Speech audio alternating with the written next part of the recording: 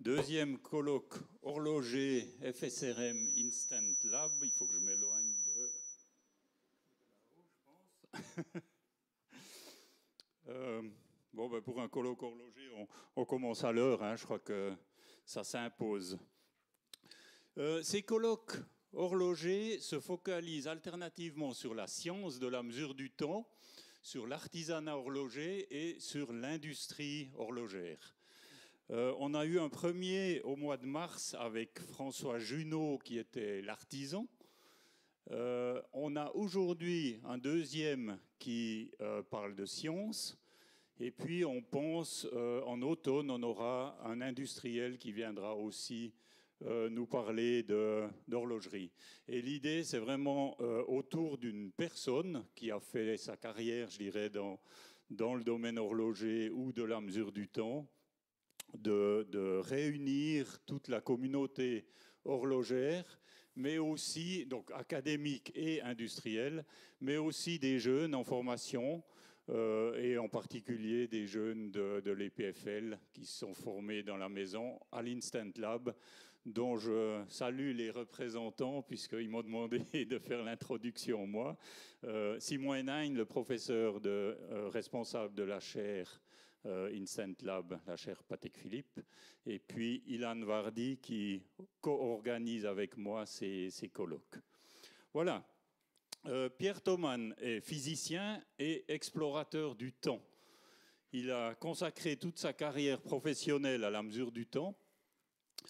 Il a fait une thèse de doctorat en optique quantique et ensuite il a débuté sa carrière aux USA pour revenir assez vite en Suisse où il a mené ses recherches sur les horloges atomiques, en particulier chez Asulab, puis chez Ossio Quartz, ensuite à l'Observatoire de Neuchâtel, et finalement, il est devenu professeur au laboratoire temps-fréquence de l'Université de Neuchâtel, lequel laboratoire a été créé avec lui, en fait, avec cette nouvelle chaire qu'a occupée Pierre Thoman entre 2007 et 2011. Et Pierre a une autre particularité, il maîtrise l'art d'expliquer de manière simple des choses assez complexes. Alors, je vous souhaite beaucoup de plaisir et je passe la parole à Pierre. Merci pour cette...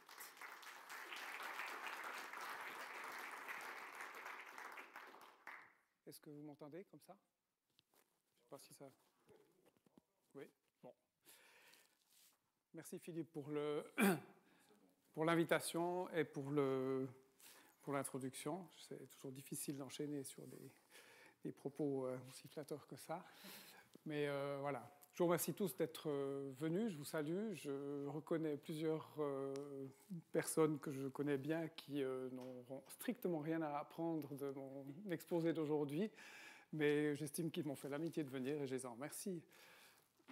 Voilà, alors je vais parler de mesures précises du temps, des horloges atomiques et de leurs applications. Juste pour que vous ayez une idée de ce qui vous attend. La question que tout le monde se pose et à laquelle personne n'a de réponse. Je ne vais pas passer beaucoup de temps là-dessus, précisément. Je parlerai en quoi consiste le processus de mesurer le temps, parce que c'est quelque chose qui n'est pas toujours clair dans l'esprit de la plupart des personnes. Et voilà, qu'est-ce qu'on mesure exactement? Et ça nous donnera l'outil pour... apprécier ce que c'est qu'une bonne horloge, comment on distingue une bonne horloge d'une moins bonne horloge. Et je ferai une toute petite rétrospective et prospective sur les performances des horloges, un petit peu dans l'histoire de leur fabrication. Et dans une deuxième partie, je vais parler d'applications d'horloges atomiques, à l'appui de quelques-uns des exemples qui sont peut-être particulièrement actuels et en tout cas pour moi intéressants. Voilà. Alors, qu'est-ce que le temps? Alors ça, c'est un débat qui a largement débordé du domaine de la physique, qui a intéressé tout le monde, y compris beaucoup de philosophes. J'ai juste lissé une série de questions ici. Je ne vais pas répondre à la moindre de ces questions, mais c'est juste un exemple de quelques-unes des questions qui agitent beaucoup de personnes qui réfléchissent là-dessus et auquel il n'y a pas vraiment de réponse, en tout cas pas unanime et pas univoque.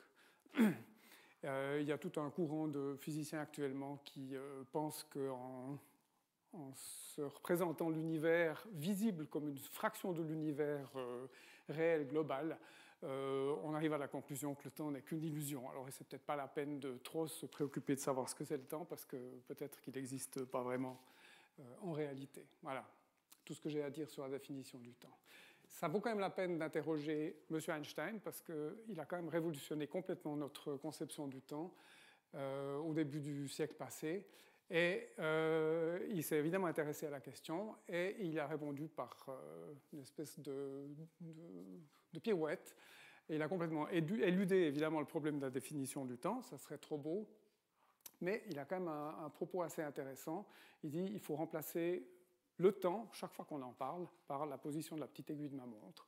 Alors ça, on se dit, ouais, bon, du point de vue philosophique, c'est pas très ambitieux comme proposition, mais au moins ça a le mérite de mettre tout le monde, les gens qui écrivent comme lui et les gens qui lisent avec intérêt, sur un terrain d'entente sur ce qu'on appelle le temps.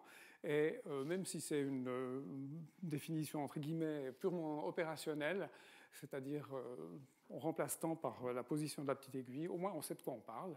Et puis malgré tout, avec un concept aussi réducteur et pragmatique, on sait ce qu'il a apporté à la compréhension du temps et de sa mesure. Voilà, donc en bref, le temps, on ne sait pas ce que c'est, mais nous le lisons sur le cadran d'une horloge.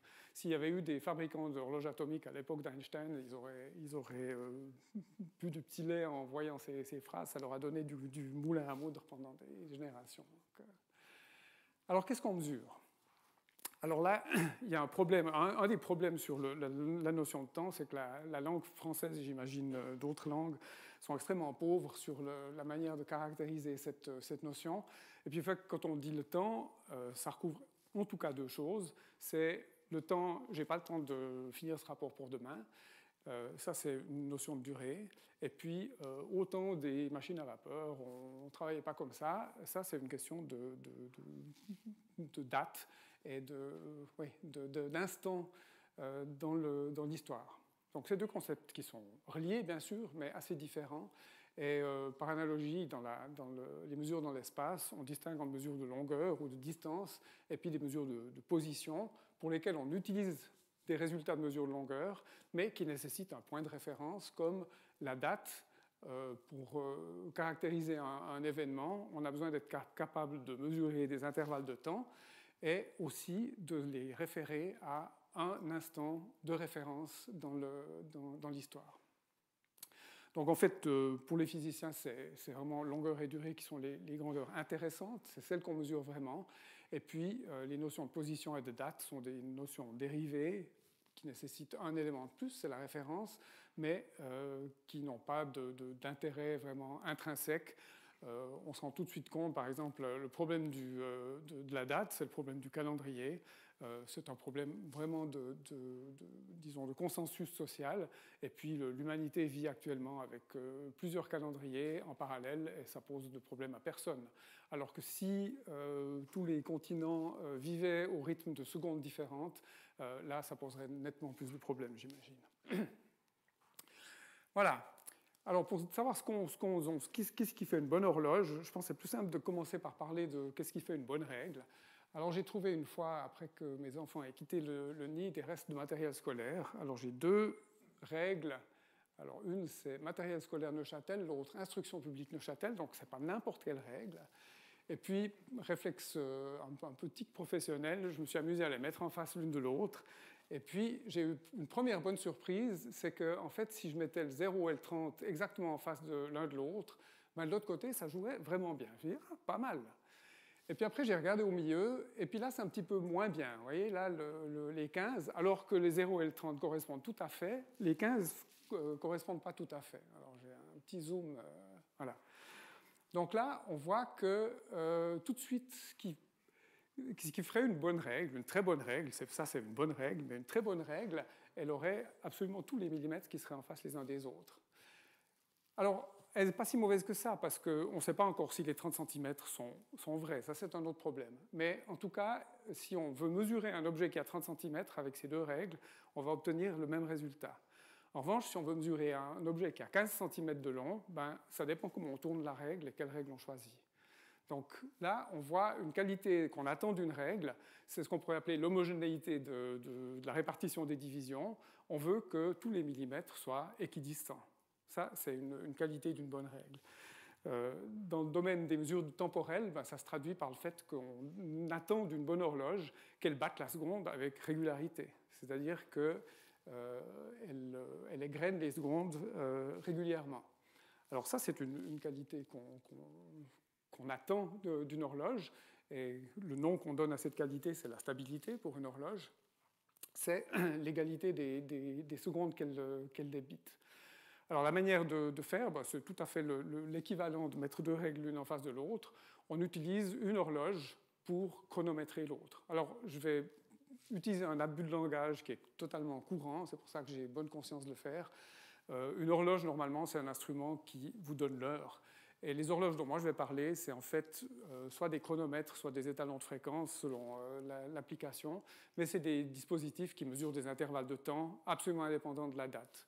Donc en fait, quand je parle d'horloge en général, vous pourrez plutôt dire chronomètre au sens d'un chronomètre sportif.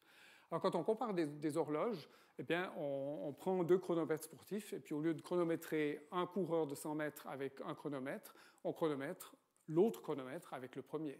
Donc on les fait partir ensemble, on attend un certain temps, on les arrête en même temps, et puis on regarde. Alors évidemment, si on regarde avec suffisamment de précision, les indications ne vont jamais concorder, mais on a beaucoup de choses à apprendre de ces discordances pour essayer d'améliorer les chronomètres. C'est pour ça que je dis sur des intervalles de temps variés, parce qu'on voit que sur la règle, 30 cm et 15 cm, ce n'est pas nécessairement la même dispersion de résultats de mesure. Pour les horloges, c'est la même chose. Il y a des horloges qui sont excellentes pour mesurer des intervalles de temps d'une année, par exemple, qui vont concorder très bien, mais si ces mêmes horloges, on les utilise pour comparer des intervalles de quelques minutes, voilà, il y aura des incertitudes statistiques qui sont irréductibles, qu'on ne peut pas corriger techniquement, et qui sont liées au fonctionnement de l'horloge et qui n'a aucune conséquence sur le comportement des mesures de longs intervalles. Alors ça, c'est une première qualité des horloges qu'on souhaite réaliser. Et puis il y en a une autre, c'est qu'on peut avoir plusieurs horloges qui sont totalement stables, qui sont concordantes, mais comment est-ce qu'on sait qu'elles battent la bonne seconde? Alors c'est là qu'on a besoin d'une deuxième qualité qu'on appelle l'exactitude, c'est-à-dire la fidélité avec laquelle l'horloge reproduit une seconde qui a été agréée préalablement par tout le monde. Donc on a besoin d'une seconde de référence. Alors là, il y a, c'est un choix, scientifique et technique qui consiste à choisir une seconde de référence. Et la définition de la seconde a changé, comme vous le savez dans l'histoire. Elle va certainement encore changer.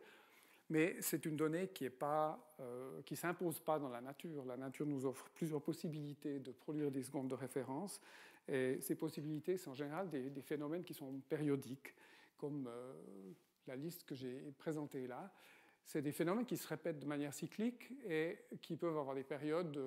Là, j'ai pris quelques exemples. Ça va du cycle des éclipses à 37 ans, c'est à peu près 1 milliard de secondes, jusqu'à des oscillations internes dans les atomes qui, dans la période, pour celles qui sont utilisées, il y en a qui sont plus lentes, mais celles qui sont utilisées, ça part autour de la nanoseconde de période, et puis ça va jusque bientôt des attosecondes. Là, on va être limité simplement par les capacités de mesure, mais il n'y a pas de limite fondamentale et obligatoire, disons, à respecter. Donc on a le choix.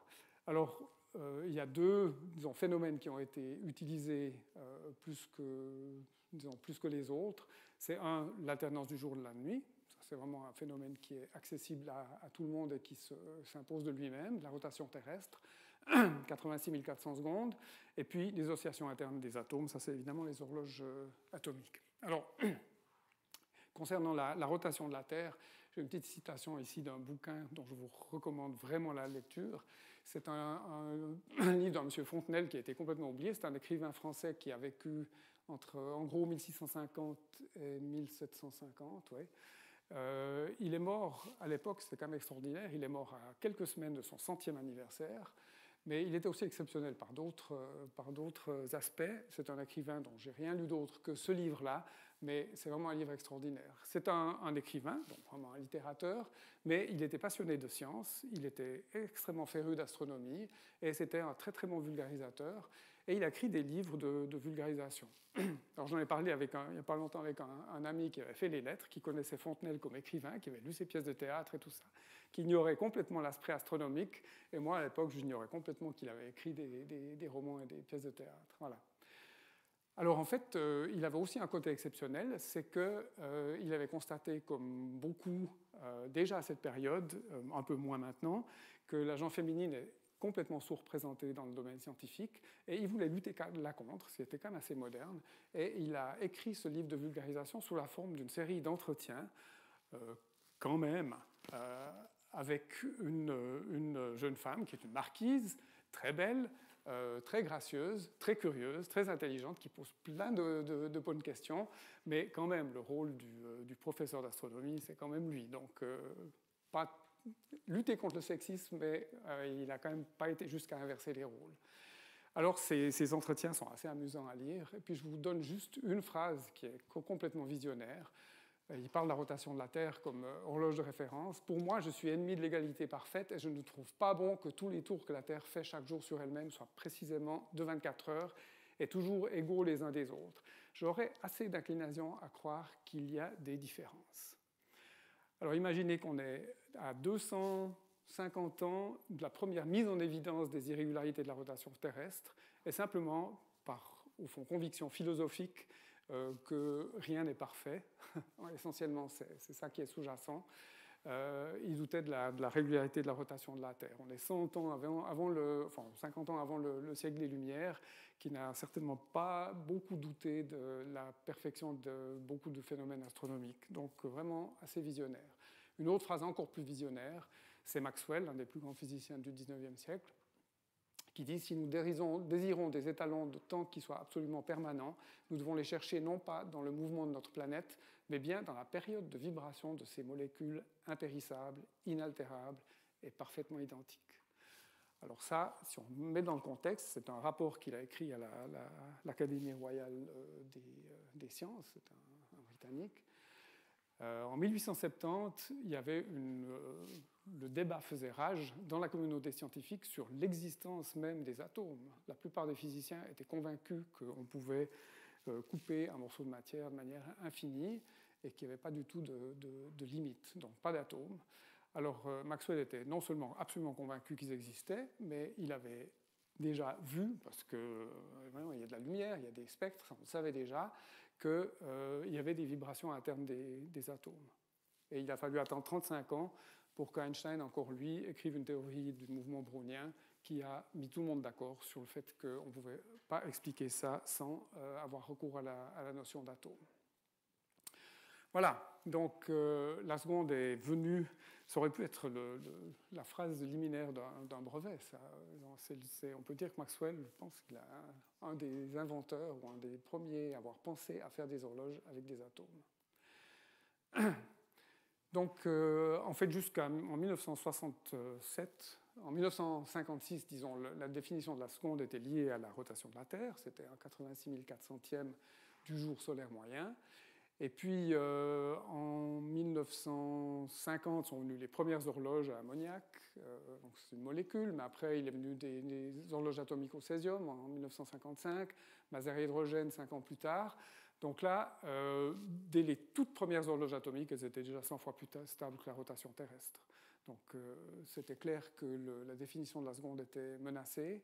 Donc la communauté des astronomes a proposé une autre définition qui ne se basait pas sur la rotation de la Terre sur elle-même, mais sur la période orbitale de la Terre autour du Soleil, qui devait normalement gagner un ordre de grandeur, mais rien n'était moins sûr. Et puis de passer à une unité qui est déjà longue, disons, il fallait des bonnes horloges pour subdiviser le jour en secondes. Alors, quand on a une unité de temps qui est l'année, ça pose vraiment des problèmes assez compliqués, disons, pour relier les horloges de la vie de tous les jours à l'unité de référence. Alors, comment ça fonctionne? En fait, ça fonctionne un petit peu comme les horloges mécaniques et les horloges traditionnelles, mais pas tout à fait. Alors, j'essaye de vous donner une idée du principe. En fait, vous avez déjà tous dans votre vie certainement fonctionné comme des horloges atomiques à un moment ou à un autre. Et le moment le plus, où vous êtes le plus approché de jouer à l'horloge atomique, c'est, il vous est certainement arrivé de pousser un enfant sur une balançoire. Et tous les ingrédients d'une horloge atomique sont dans le processus où un adulte pousse un enfant sur une balançoire. Alors la balançoire, elle est là. Elle, c'est le résonateur, elle a une fréquence de résonance, enfin une fréquence à laquelle elle aime bien osciller. Hein. Si vous lâchez une balançoire et puis que vous la laissez se balancer, c'est elle qui impose sa fréquence, ce n'est pas vous qui allez décider à quelle fréquence elle se balance.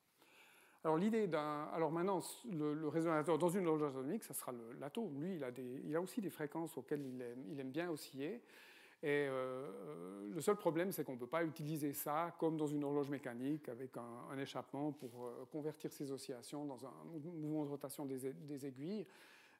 C'est un peu petit et mécaniquement, ça ne jouerait pas très bien. Donc en fait, ce qu'on cherche à faire, ce n'est pas utiliser l'oscillation de l'atome comme on utilise l'oscillation du pendule dans une horloge pour actionner le mouvement des aiguilles, mais on va essayer de copier la régularité de l'oscillation de notre résonateur. Alors la manière dont on le fait, c'est exactement comme l'adulte pousse l'enfant sur la balançoire. Il commence à le mettre en mouvement, et puis il se rend bien compte que s'il veut faire plaisir à l'enfant, puis que l'amplitude soit un petit peu intéressante du point de vue de l'adrénaline, il faut pousser à la bonne cadence. Si vous ne poussez pas à la bonne cadence, vous allez, à un moment donné, au lieu d'accélérer la balançoire, vous allez la freiner. Et la seule manière d'arriver à une grande amplitude, c'est de toujours pousser quand l'enfant s'éloigne de vous. Si vous poussez au moment où il se rapproche de vous, c'est clair que vous freinez. Donc il faut pousser exactement avec la cadence naturelle du résonateur. Alors ça, du point de vue opérationnel, on a un générateur d'oscillation, c'est l'adulte qui pousse la balançoire. Dans l'horloge atomique, c'est un synthétiseur de fréquence qui est à partir d'un oscillateur à quartz, par exemple. On multiplie, on fabrique une fréquence qui est voisine de l'atome, qui va exciter l'oscillation. Et puis, on va mesurer l'amplitude, pas nécessairement l'amplitude, mais on va mesurer l'énergie qu'on arrive à stocker dans le résonateur, ce qui revient au même. Et puis, on va analyser ce qui se passe. Et si tout d'un coup, le générateur d'oscillation, dont la fréquence est a priori sensible à beaucoup de paramètres extérieurs, la température, l'humidité, Dieu sait, les accélérations, varie, on va voir l'effet sur l'amplitude d'oscillation. Le résonateur va ralentir, donc il va rendre l'énergie parce qu'on le freine. Et puis là, on va analyser ce qui se passe, et puis on va décider de l'action qu'il faut entreprendre pour corriger la fréquence du générateur. Donc le générateur d'oscillation, il est piloté en fréquence par un dispositif d'analyse qui utilise le critère de maximiser l'énergie stockée dans le résonateur ou l'amplitude du mouvement pour maintenir la fréquence du générateur d'oscillation exactement à la cadence naturelle du résonateur. Alors ça, c'est le principe d'une horloge atomique. Donc en principe, c'est une opération assez simple. C'est juste du point de vue technologique, c'est un peu compliqué parce que les atomes, on ne veut pas les toucher parce que ça va perturber leur fréquence. Comme si on touche un pendule, simplement on ne peut pas suspendre un atome. Il faut l'observer quand il est plus ou moins en chute libre dans une installation à vide. Donc du point de vue technologique, c'est plus compliqué, mais le principe est exactement le même. Alors avec ça, on a ce qu'on appelle un étalon de fréquence, parce que le générateur d'oscillation, lui, il a une source d'énergie qui suffit largement, d'une part, à exciter les atomes, et d'autre part, qu'on récupère ce signal. Et là, si la fréquence est élevée, on peut simplement compter les oscillations. Et dans le cas d'une horloge césium, on va compter ces 9 milliards, 192 millions, etc. d'oscillations.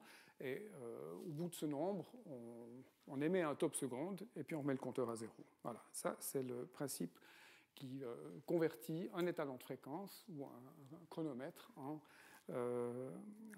horloge. Voilà, alors un exemple pris au hasard.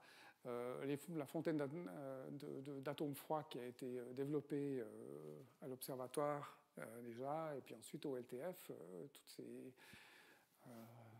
mon Dieu, 25 ans que ce projet est en marche, mais ça marche bien finalement.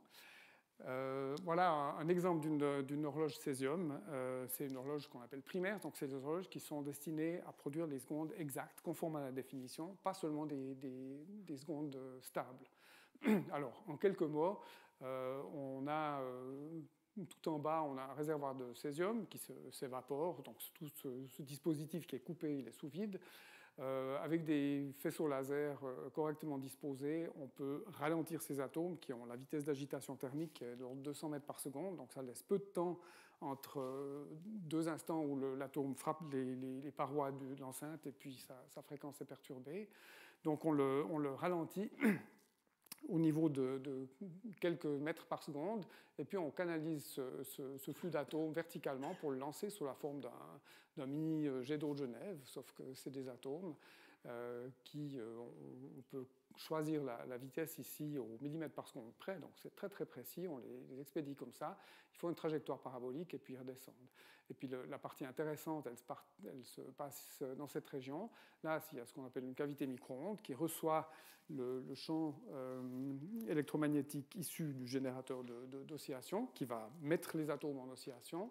Et puis, si la fréquence est la bonne, on aura stocké suffisamment d'énergie dans les atomes pour changer ses propriétés optiques. Et avec un faisceau laser qui croise les atomes qui retombent ici, la quantité de lumière diffusée, c'est-à-dire absorbée du laser par les atomes et redistribuée dans toutes les directions, en particulier dans la direction du photodétecteur, eh bien, cette lumière va être maximale lorsque l'énergie stockée dans les atomes sera maximale. Et puis s'il n'y a pas de micro-ondes dans la cavité, ou bien qu'elle n'a pas la bonne fréquence, ben, il n'y aura pas de lumière. Donc là, si on enregistre en fonction de la fréquence, alors là, on n'a pas bouclé l'asservissement, on fait générer ces oscillations au générateur, et puis on change la fréquence imposée pour autour de la fréquence de résonance des atomes. Puis là, c'est ça qu'on observe. Et puis, lorsque la fréquence est exactement la même, ici, on a un maximum. Et puis, le rôle maintenant, c'est ça qui nous dit que la balançoire est bien en mouvement. Et puis, ici, la balançoire n'est pas en mouvement du tout. Donc, la fréquence est soit trop élevée si on se trouve là, trop basse si on est là. Et puis, on corrige le générateur pour toujours se maintenir au sommet ici. Alors, on a 1 Hertz ici par rapport à peu près 10 milliards. Donc on a déjà 10 puissance moins 9, 1 milliardième en valeur relative la fréquence, simplement par le fait qu'on se trouve quelque part sur près du sommet de la courbe de résonance. Et puis ensuite, on s'arrange pour se positionner ici à 1 millionième de l'intervalle entre ces deux points ici, pour être vraiment absolument tout près du sommet, ce qui garantit que la fréquence est stable et conforme à la définition de la seconde du césium, à 10-15 en valeur relative, donc à peu près le microhertz ici de fréquence. Voilà. Alors, petite histoire des horloges. Là, on a... Oups, pardon. Depuis le Moyen-Âge jusqu'à nos jours. Et puis ici, alors, comme je vous ai dit, il y a plusieurs manières de caractériser une horloge. Elles ont plusieurs qualités. Là, on ne va pas caractériser l'exactitude, mais la stabilité sur un jour. C'est un critère comme un autre. Évidemment, il va donner la préférence à certaines pendules, certaines horloges et défavoriser d'autres, mais il faut bien choisir un critère. Et puis là, c'est en fait l'incertitude de marche journalière. Donc en fait, c'est une fois qu'on a fait tous les efforts pour que les deux horloges battent au mieux possible la même seconde, eh bien, si on les compare sur une journée et puis qu'on répète l'expérience, on va voir qu'il y a des variations irréductibles qui sont aléatoires et puis qui sont dans un sens c'est une horloge qui avance, d'autres expériences vont donner le résultat contraire. Donc voilà, on n'arrive pas à mieux. Et puis, sur une journée, quelle est la moyenne de ces différences? Alors là, on commence à 10 000 secondes, donc près de 3 heures. Et puis, chaque niveau ici, c'est un facteur de 10 d'amélioration. Donc ça commence assez lentement, évidemment. Il y a moment absolument crucial, c'est l'introduction du pendule comme étalon de fréquence, parce que le balancier à verge et folio, c'est quelque chose d'épouvantable, disons, du point de vue de la stabilité. C'est quelque chose qui se balance, mais qui n'a pas de période propre d'oscillation. Donc, en fait, si vous lui donnez beaucoup d'énergie, il va osciller plus vite. Donc, en fait, c'est vraiment très, très instable. Et puis, effectivement, c'est des horloges qui étaient très courantes dans les églises du Moyen-Âge et puis qui variaient d'une heure d'un jour à l'autre. Donc, il fallait vraiment les remettre à l'heure les jours de soleil avec un cadran solaire pour pouvoir les utiliser. Pendule de Huygens, ça a été vraiment une énorme variation, surtout qu'à la même période, et ça je l'ai appris ce matin, le balancier spirale date de la même époque. C'est vraiment étonnant, XVIIe siècle. Voilà. Ensuite, plusieurs améliorations mécaniques de toutes sortes. Ici, il y a le seuil psychologique de la rotation terrestre. Les variations de la rotation terrestre, j'en parlerai tout à l'heure un petit peu plus en détail, elles sont de l'ordre de la milliseconde d'un jour à l'autre. Donc en fait, si on mesure avec précision ce qui est possible de faire maintenant, la période qu'il faut pour que la Terre fasse exactement 360 degrés de rotation, ben, la durée varie à peu près d'une milliseconde. Alors il y a des variations qui sont prévisibles, qui sont bien connues et qui sont modélisables, et puis il y en a d'autres qui sont apparemment complètement erratiques et qui sont d'origine assez mal connue. C'est intéressant de voir que dans les années 1930, on a déjà pu mettre en évidence des variations de la rotation terrestre avec des pendules mécaniques. Quand même, ça c'est une performance assez remarquable. Ensuite, avec l'introduction de l'horloge à quartz, c'était déjà 100 à 1000 fois meilleur que la rotation terrestre. Premières horloges atomiques, 10 000 fois meilleures que la rotation terrestre. Et puis vous voyez que la courbe s'accélère, on ne sait pas très bien où ça va s'arrêter. Si on avait simplement une croissance exponentielle, ben on aurait la courbe rouge ici, serait une droite qui montrait comme ça en oblique. Donc là, vous voyez une croissance hyper exponentielle. Et puis à peu près, en termes logarithmiques, la moitié du progrès qui a été réalisé depuis l'histoire des horloges, c'est dans ces dernières décennies, quoi. Donc vraiment, il y a une explosion de performance qui est assez impressionnante. Alors, fontaines de césium, c'est de loin plus les meilleures maintenant. Il y a, donc elle repose sur une oscillation à 10 milliards d'oscillations par seconde. Les horloges optiques bénéficient de techniques qui... donc là, 10 milliards d'oscillations par seconde, c'était les oscillations atomiques qui, à l'époque, dans les années 50, étaient les plus élevées qu'on pouvait compter de manière électronique. On pouvait vraiment compter des oscillations jusqu'à 10 GHz, mais on ne pouvait pas compter des fréquences plus élevées, raison pour lesquelles on n'a pas choisi de résonance atomique de fréquences plus élevées. Depuis le début de ce millénaire, il existe des techniques qui permettent de compter exactement de la manière dont on compte des fréquences dans le domaine des fréquences radio et des micro-ondes. On peut compter des fréquences optiques qui vont jusqu'à 10 puissance 15, 10 puissance 16 Hz. Ça, il faut demander la réponse finale à Thomas Sulmeyer, qui en fait un bon bout là-dessus, puisque c'est un des sujets principaux de ces recherches actuelles.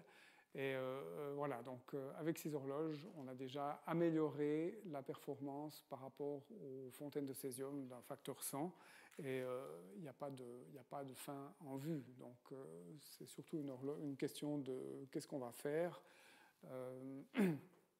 à quoi pourront servir des horloges qui seront meilleures. Ça, j'y reviendrai un tout petit peu par la suite. Voilà.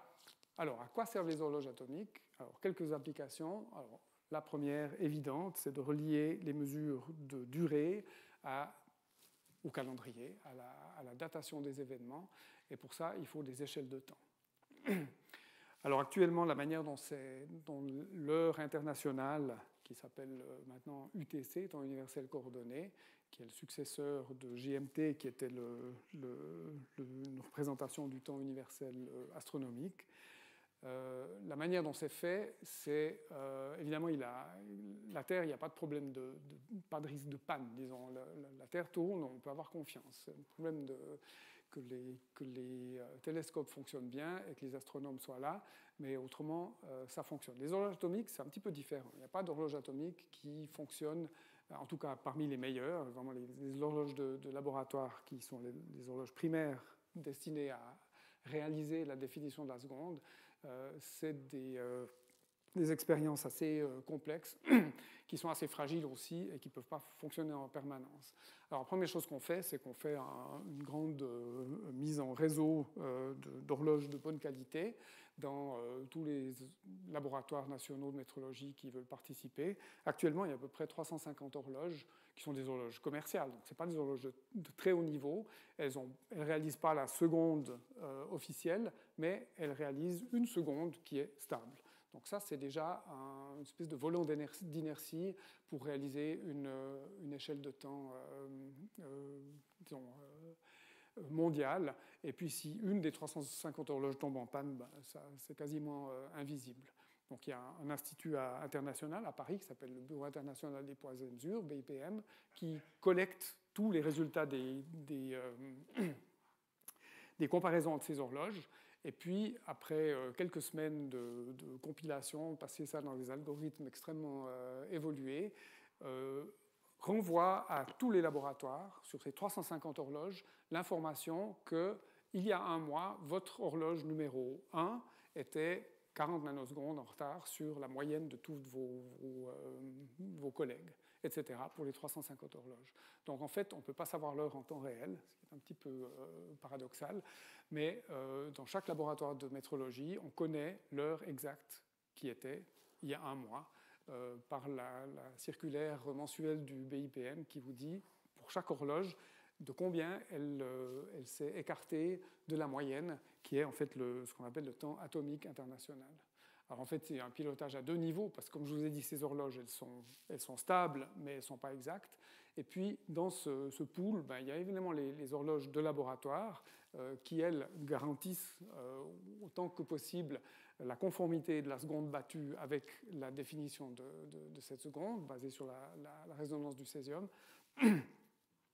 Et ça permet de piloter la moyenne de toutes les horloges standards, si on veut, de telle manière qu'elles ne s'écartent pas. On pourrait imaginer que toutes les horloges ont une tendance à vieillir de manière à faire ralentir leur fréquence.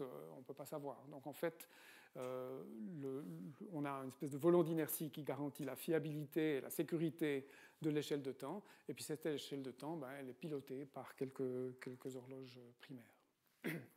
Voilà. Alors, avec ça, il y a une petite différence entre... Alors là, c'est un graphique qui vous donne au cours des 40 dernières années la différence entre, d'une part, le temps atomique international et l'ancien temps basé sur la rotation de la Terre. Alors ça, c'est la courbe rouge qui est là.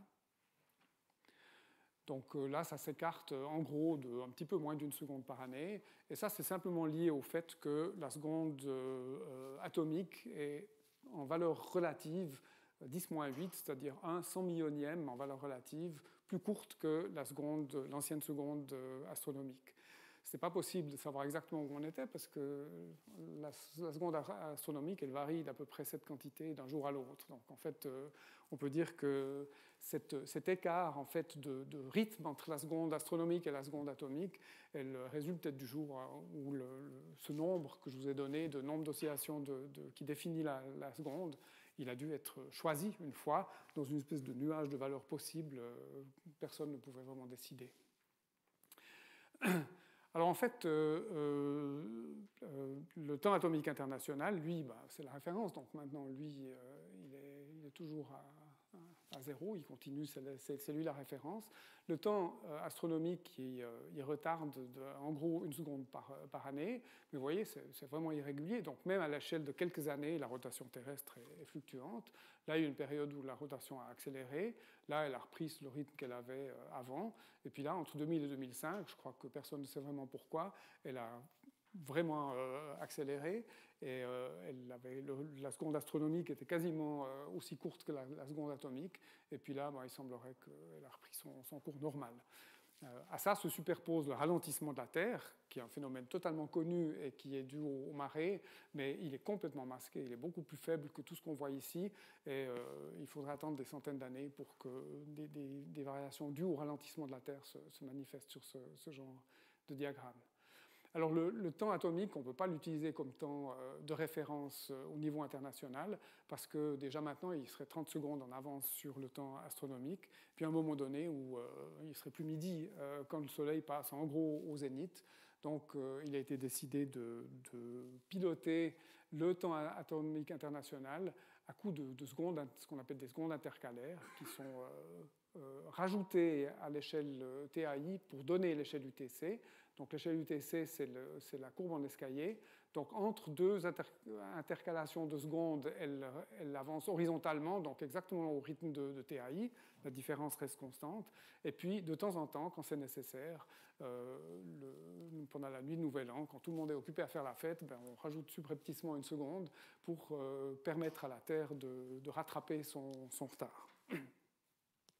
Voilà comment est fait le temps international.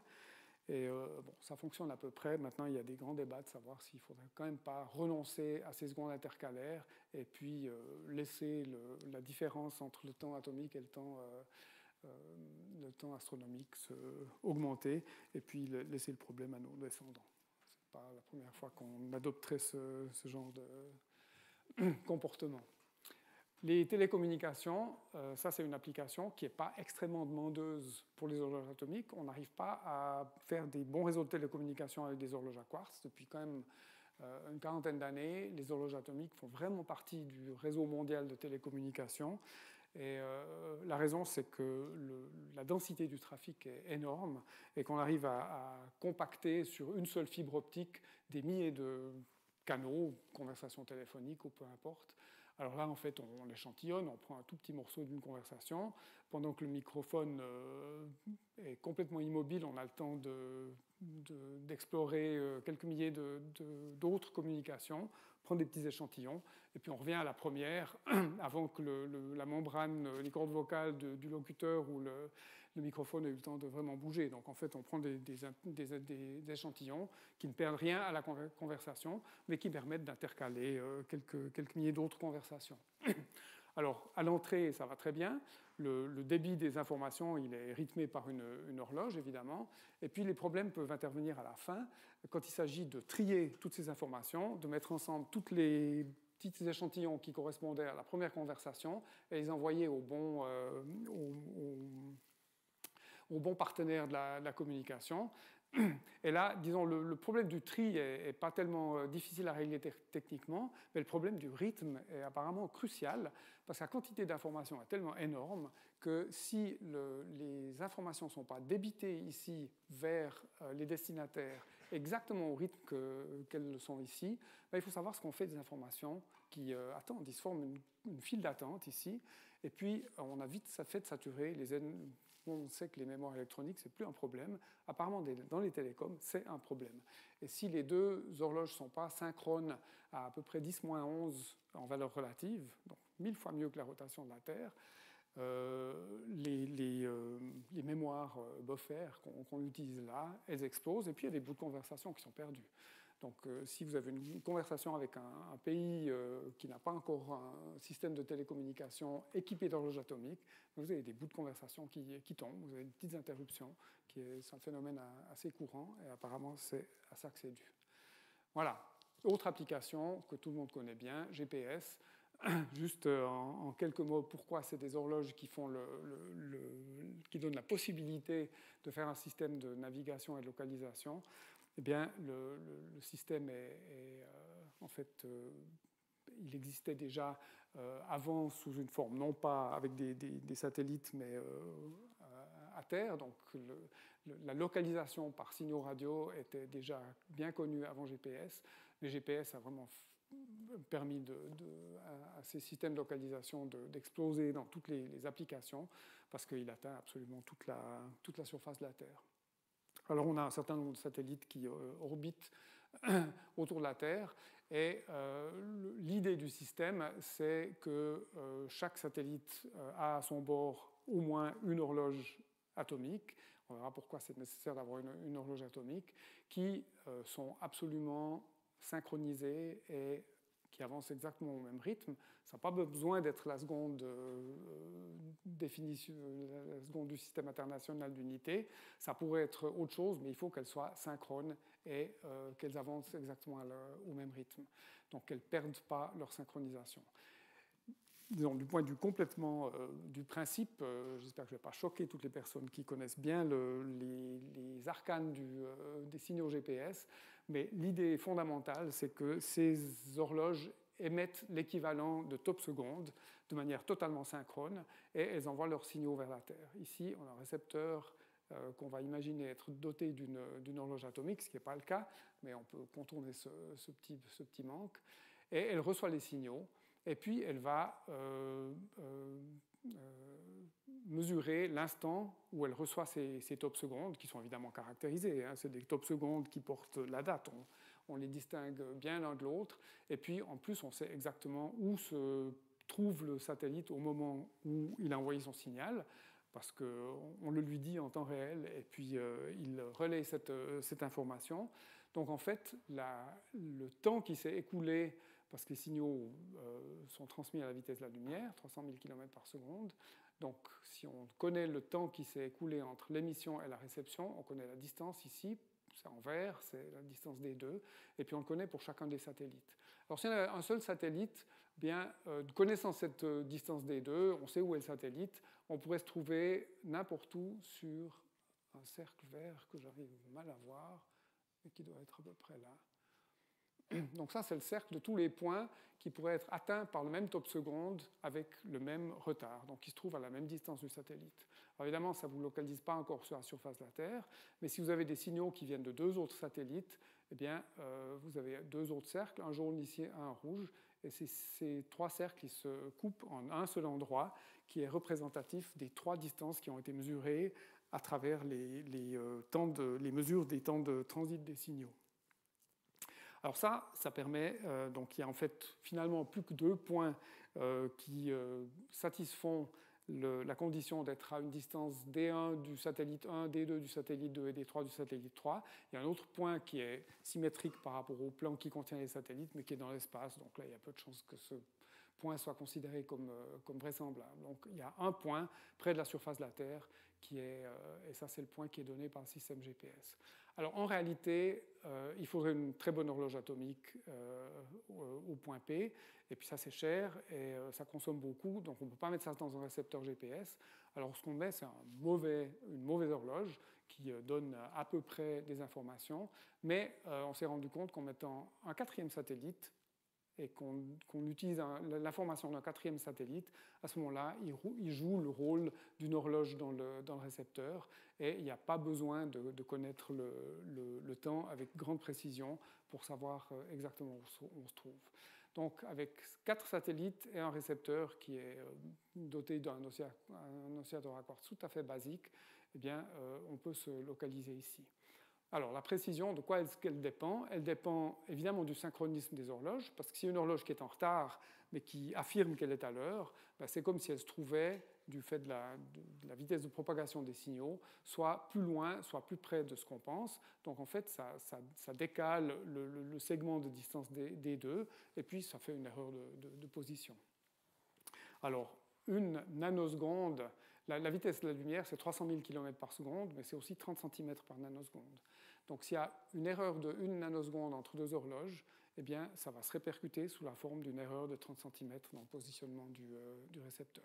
Alors ça va vite, on a envie d'avoir un système qui donne une précision d'1 mètre, donc on ne peut pas tolérer les horloges qui soient plus imprécises qu'une nanoseconde.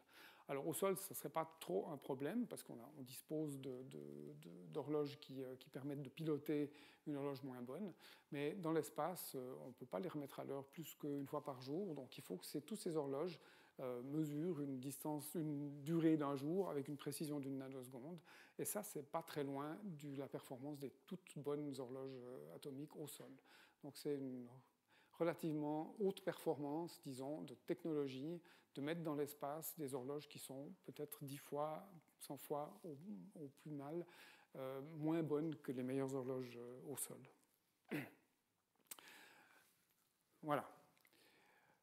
Alors, petit cocorico national et cantonal. Les horloges américaines du système GPS, évidemment, c'est des horloges américaines, parce que c'était à la base un système militaire. Les horloges de Galileo, qui est le système, la réplique européenne de GPS, eh bien, ces horloges ont été conçues et fabriquées en Suisse par SpectraTime, ici à Neuchâtel. Alors, il y a deux types d'horloges. Il y a des masers passifs à hydrogène et puis il y a des horloges rubidium. Et ces deux types d'horloges équipent tous les satellites, à raison de 2 horloges de chaque type dans chaque satellite. Il y a 30 satellites opérationnels dans Galileo, il y en aura bientôt 30. Donc, ça fait 120 horloges helvétiques neuchâteloises qui sont bientôt en orbite pour garantir le fonctionnement du système Galileo. La deuxième génération de satellites est déjà à l'étude avec des nouvelles générations d'horloges. Et là, il y a des travaux au LTF et évidemment dans pas mal d'autres instituts pour proposer des horloges qui sont encore meilleures. Ça, c'est déjà la meilleure horloge qui a été mise dans l'espace, nettement plus performante que les horloges américaines. Ça ne veut pas dire que leurs prochaines générations ne vont pas être meilleures, mais en tout cas, dans le système Galileo, au point de vue performance, est totalement compétitif et concurrentiel avec GPS. Et puis, il y a aussi des efforts de miniaturisation, tant qu'à parler des efforts neuchâtelois sur les horloges. Ça, c'est des horloges qui fonctionnent avec des cellules de rubidium. On a quelques atomes de rubidium qui sont piégés, qui sont confinés dans cette petite cellule de verre qui est à peu près 1 cm3. Et puis, la grosse force des horloges à rubidium, c'est la petite taille. Et disons, il y a des progrès énormes qui sont en train d'être accomplis et qui sont encore attendus de miniaturiser cette cellule qui est le cœur de l'horloge en utilisant les techniques de microtechniques d'usinage silicium que vous connaissez, pour beaucoup d'entre vous, bien mieux que moi. Voilà. Application de GPS, je ne vais pas insister là-dessus, il y en a énormément. Et juste un point que je veux relever, au départ GPS était un système militaire. Il y a déjà 20 ans que les utilisations militaires de GPS sont dans les quelques pourcents du total des utilisations. Donc c'est devenu par la force des choses un système d'utilisation largement civile. Voilà, application scientifique. Alors évidemment, la théorie de la relativité d'Einstein a été vérifiée avant l'avènement d'horloges suffisamment bonnes pour tester la théorie, mais il y a eu pas mal de tests déjà qui ont été faits avec des horloges. Aucun test à l'heure actuelle n'a permis de mettre en défaut les prédictions ou les postulats sur lesquels la théorie de la relativité sont basées. Donc en fait, c'est une théorie qui est extrêmement solide, mais elle est extrêmement menacée aussi, parce que vous savez peut-être que la physique est basée sur 2 piliers qui sont la mécanique quantique et la relativité, et ils sont juste incompatibles, en particulier parce qu'ils n'ont pas la même notion du temps. Et voilà, il s'agit de modifier une des 2 théories pour la rendre compatible avec l'autre, et la plupart des théoriciens qui sont actifs dans ce domaine, dont je ne fais strictement pas partie, pensent que c'est la relativité qui doit être modifiée. Et puis, voilà, les théoriciens ont besoin d'indices, de savoir où le talon d'Achille de la relativité pour savoir comment la modifier pour la rendre compatible avec la mécanique quantique. Alors, les tests sur la validité des postulats et des prévisions de la théorie d'Einstein sont un sujet qui est vraiment très, très actif actuellement en physique, et les horloges contribuent beaucoup à ces tests. J'y reviendrai tout à l'heure. Là, il y a une autre application d'horloge atomique qui est la radioastronomie l'interférométrie à très longue base, qui est une technique de radioastronomie qui consiste à mettre en réseau des observatoires de radioastronomie. Donc, c'est ces grandes antennes paraboliques comme ça qui ont entre 10 et, pour les plus grandes, 100 mètres de diamètre, et qui, au lieu de travailler indépendamment à observer le ciel avec une résolution angulaire qui est quand même assez limitée, on peut les mettre en réseau.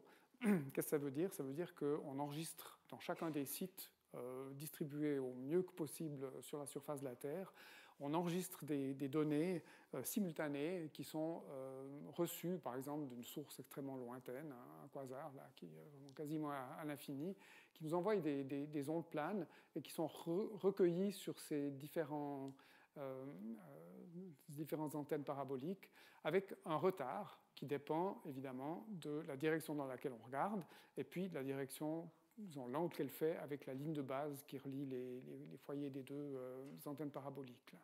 Alors ça, c'est ce qu'on mesure, et comme c'est une mesure de décalage temporel, c'est clair que des horloges atomiques vont entrer en jeu. Là, ce qu'on utilise, c'est des masers à hydrogène parce qu'ils ont la meilleure stabilité sur les durées des observations. Alors à cause de la rotation de la Terre, les observations, elles ne peuvent jamais durer plus que quelques heures à la fois, et c'est exactement le domaine où les masers à hydrogène sont extrêmement stables. Alors là aussi, c'est des horloges qui sont, pour pas mal d'entre elles, fabriquées ici à Neuchâtel. Alors en fait, on combine ces enregistrements. Ça ne se fait pas en temps réel parce que les quantités de données sont énormes. Et puis la distance est quand même en général quelques milliers de kilomètres entre les antennes. Donc c'est un travail de post-processing au fond qui consiste à faire des corrélations entre ces différents signaux pour en extraire l'intervalle de temps. Et puis on utilise évidemment le temps. Ces enregistrements sont datés avec une précision extrême. Et à partir de tous ces résultats, eh bien, on obtient une foule de résultats. En particulier, on a des résultats sur l'angle ici que fait la direction de propagation des signaux qui viennent du quasar avec la ligne de base au moment où l'enregistrement est fait. Évidemment, cette ligne de base, elle tourne avec la rotation de la Terre. Donc on a des renseignements sur la direction dans le ciel qu'on observe, mais aussi sur la rotation de la Terre. Et puis on extrait aussi des renseignements sur la distance ici, donc la longueur de la ligne de base. Et puis si ces deux observatoires ne sont pas sur la même plaque continentale, ben on peut mesurer la dérive des continents en temps réel. Donc la résolution angulaire pour faire de la cartographie aussi des objets célestes lointains, c'est le nanoradian. Donc c'est entre 100 et 1000 fois meilleur que les observations optiques qu'on peut faire avec les meilleurs télescopes, genre Hubble. Donc c'est pas pour discréditer une technique, elles sont complémentaires. Et d'ailleurs l'optique est en train de rattraper parce que les techniques de mise en réseau d'antennes est en train d'être appliquées aussi aux observations optiques, mais en tout cas les observations les plus fines, disons, du cosmos qu'on a actuellement, c'est avec cette technique de VLBI. On peut mesurer la rotation de la Terre, je vous ai dit que je vous en reparlerai. Voici un enregistrement sur quelques 2-3 ans des fluctuations de la durée du jour, donc la durée que prend la Terre pour faire exactement un tour. Alors là, on voit qu'il y a des variations périodiques qui sont assez bien connues, qui sont liées aux marées. Donc ça, c'est la partie facile et agréable. Et puis, il y a beaucoup de variations à plus court terme et aussi à plus long terme sur des années. Je vous en ai montré un exemple dans la variation entre TAI et puis le temps astronomique, et qui certainement sont liés à des mouvements dans l'intérieur du manteau terrestre, mais ça intéresse beaucoup les géophysiciens, mais pour le moment, on n'a pas d'explication vraiment détaillée de ces fluctuations.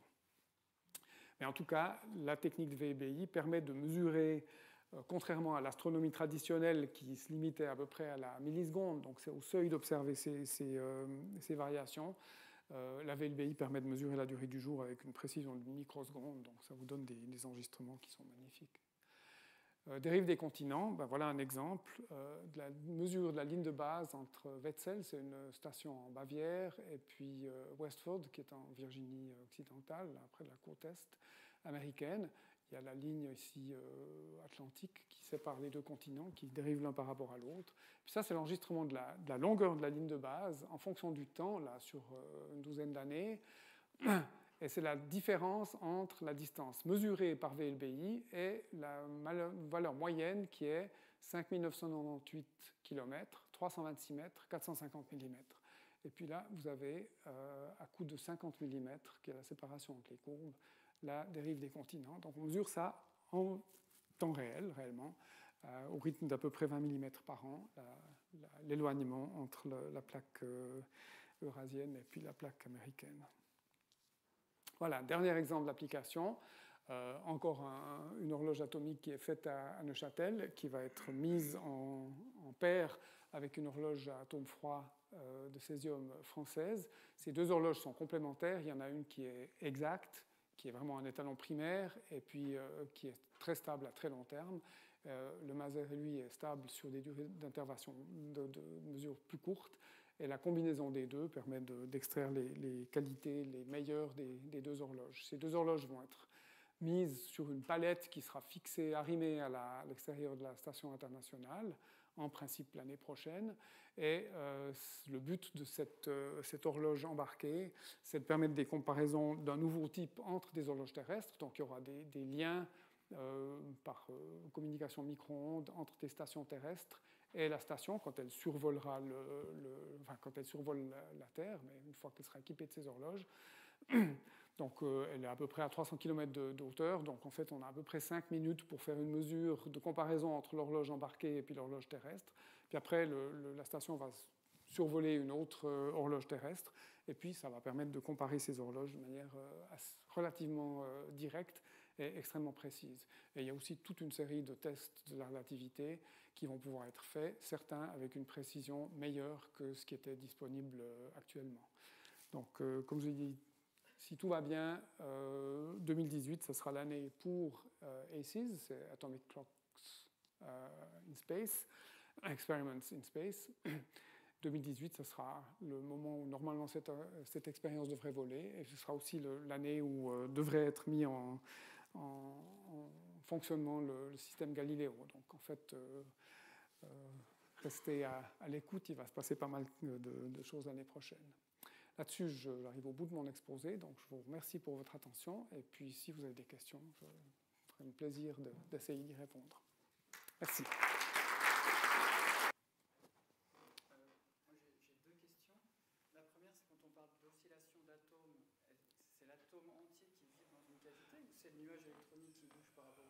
Alors, en fait, dans le cas, alors ça dépend du type de résonance qu'il y a dans les atomes.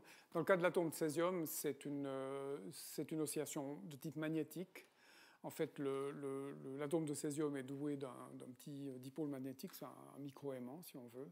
Et puis, cet aimant tourne comme une toupie, en fait. Quand la résonance est excitée, l'orientation de l'aimant évolue au cours du temps. Donc en fait, il peut interagir avec la partie magnétique d'une onde électromagnétique. Donc si on l'irradie avec des micro-ondes à 9 GHz, ces micro-ondes elles sont faites d'une onde de champ électrique et une onde de champ magnétique. Et c'est avec le champ magnétique de cette onde que l'atome interagit. Donc ce n'est pas du tout mécanique. Il n'y a pas vraiment de déplacement du nuage électronique par rapport au noyau.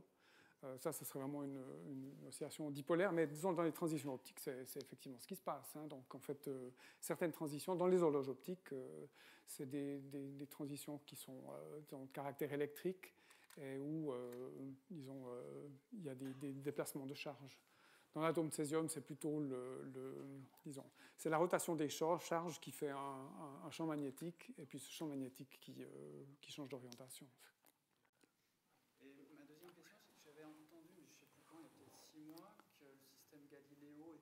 Menacé par des pannes d'horloge atomique. Évidemment. Disons, et puis après, j'ai pas su déjà quel type de panne. Il me semblait que c'était sur les deux systèmes.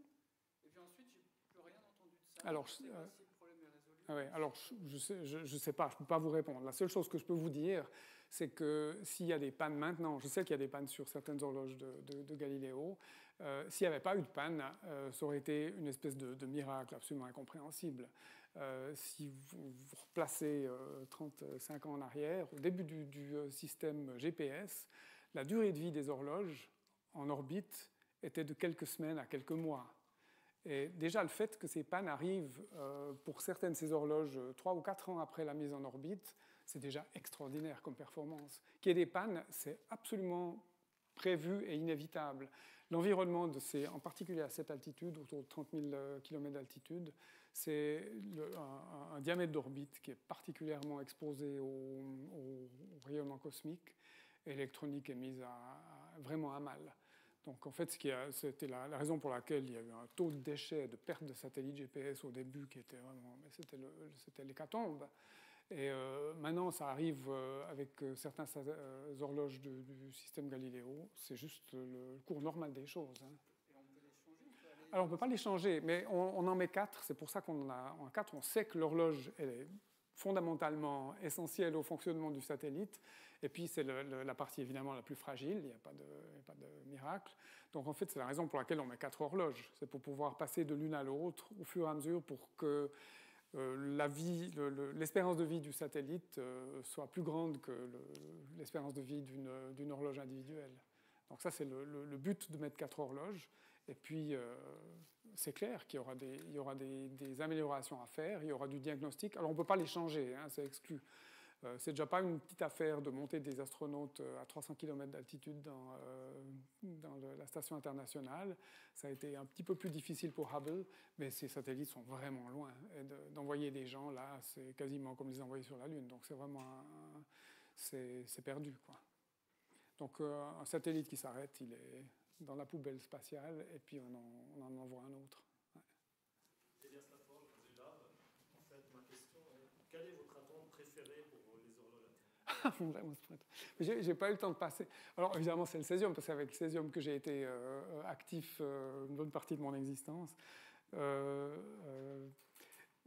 Maintenant le problème est vraiment difficile, parce que depuis l'avènement des horloges optiques, il y a vraiment une floraison de types d'horloges qui sont chacune basées sur des atomes différents.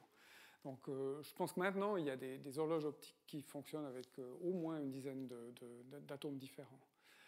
Alors là, je suis plutôt spectateur, parce que je n'ai jamais travaillé sur une horloge optique moi-même. Donc ils sont tous, disons, quand on entend les résultats, ils sont tous plus prometteurs les uns que les autres.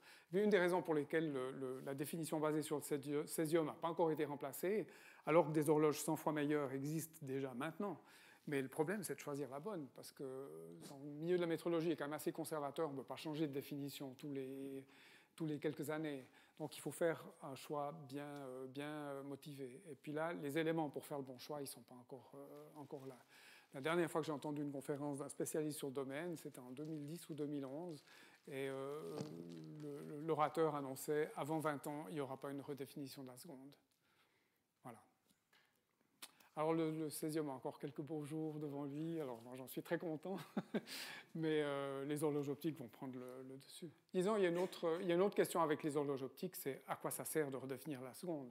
Parce qu'en fait, l'intérêt des horloges 100 fois plus stables que les horloges au césium actuelles, c'est pas du tout, même GPS, c'est pas du tout sûr qu'il y ait besoin plus tard d'horloges meilleures. Peut-être plus fiables, meilleur marché, plus légères, consomment moins, tout ça, oui. Mais plus exact, c'est pas évident que ce soit vraiment nécessaire. Parce qu'il y a d'autres raisons pour lesquelles il y a des incertitudes sur le positionnement.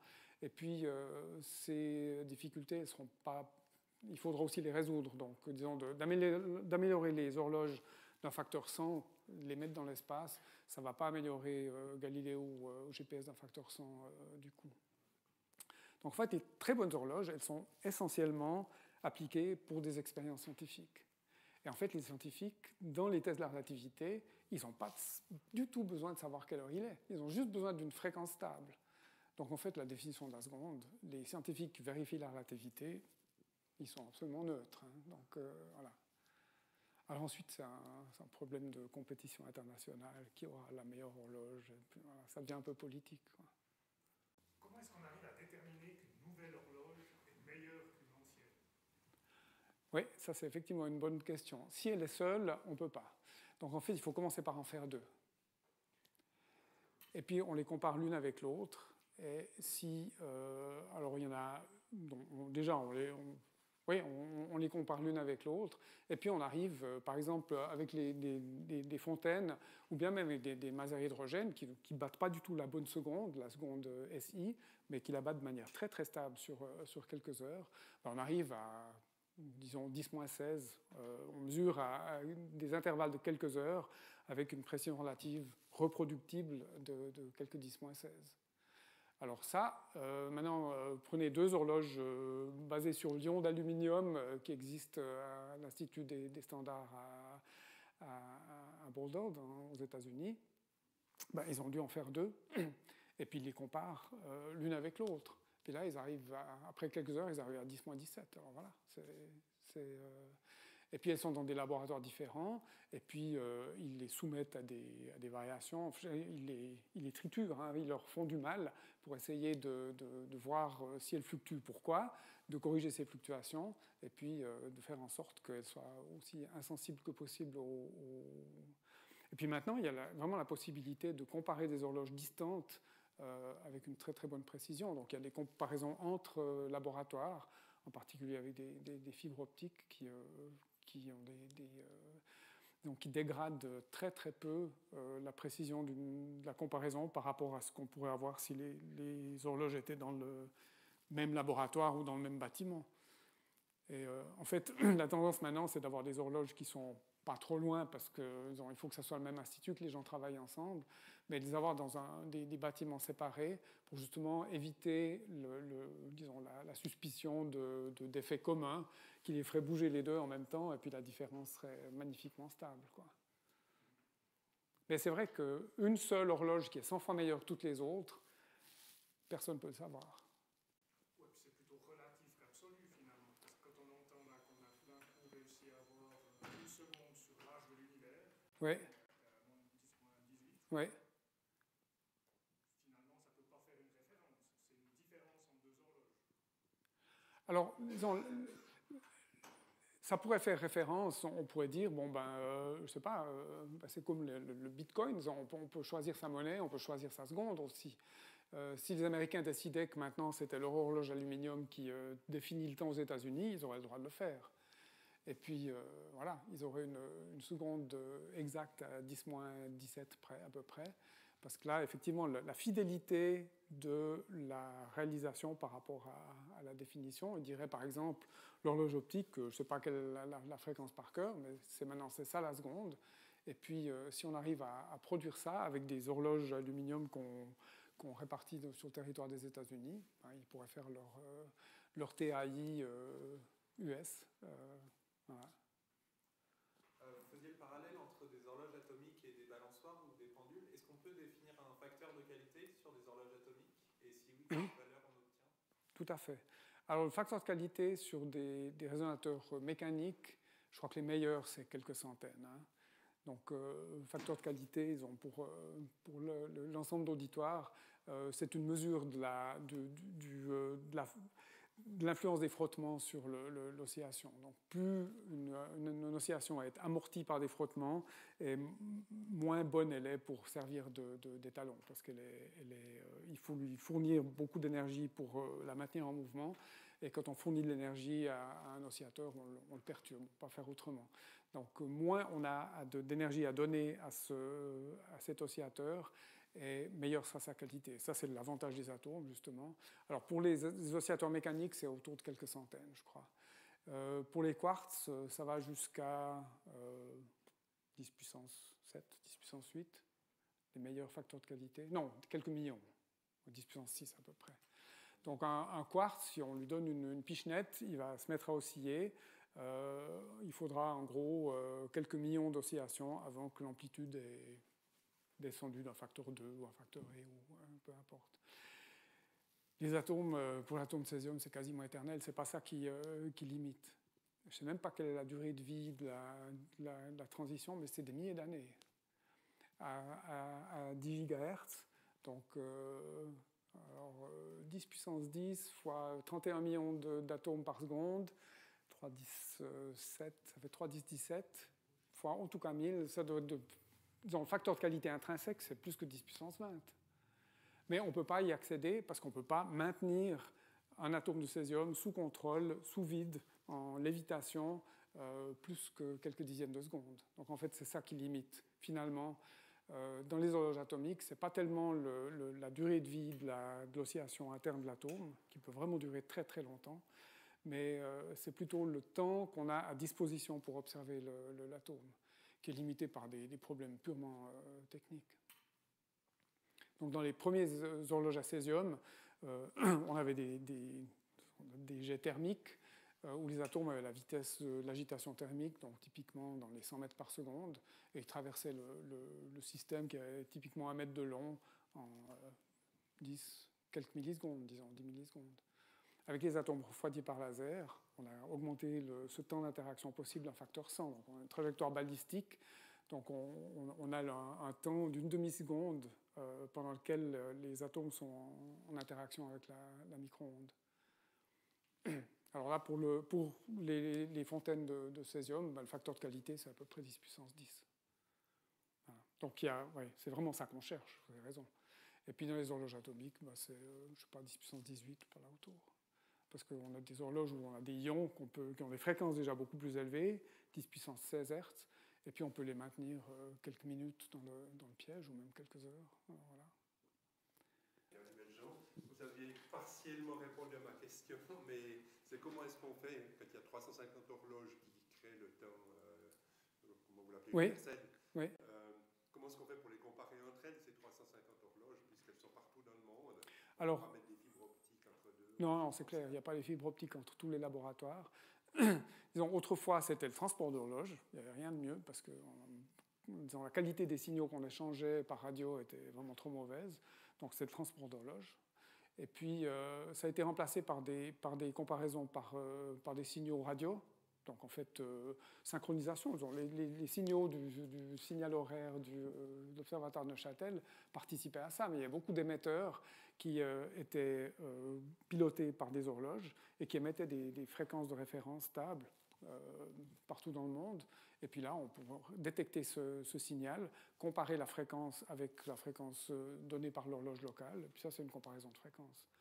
Alors, on utilisait des signaux TV, par exemple, des signaux radio, qui étaient, on savait qu'ils étaient basés sur des oscillateurs à quartz, certains pilotés par des horloges atomiques. On utilisait ça comme référence. Puis maintenant, il y a GPS, qui est un outil fantastique pour comparer les horloges. Alors ça, c'est, je crois, que celui qui est le plus utilisé maintenant, sauf erreur. Parce on compare en fait deux horloges par différence mutuelle avec une troisième horloge qui est l'horloge qui est dans le satellite. Donc on fait A moins satellite, B moins satellite, la différence donne A moins B. Donc ça permet de comparer les horloges avec une très très bonne précision. Et puis il y a pour quelques liens privilégiés, mais c'est pas n'importe quelle fibre, c'est pas des fibres, c'est des fibres télécom, mais chaque fois qu'elles sont réamplifiées, il faut la sortir, avoir un amplificateur séparé, parce que les amplificateurs télécom, ils sont pas suffisamment stables en temps de traversée du signal. Mais il y a des liaisons, disons, à l'intérieur de l'Europe, il y a déjà pas mal de liaisons par fibre optique entre, en tout cas la France, l'Allemagne, je crois avec l'Angleterre maintenant. Et ça se développe, mais ça restera toujours, c'est quand même assez cher, quoi.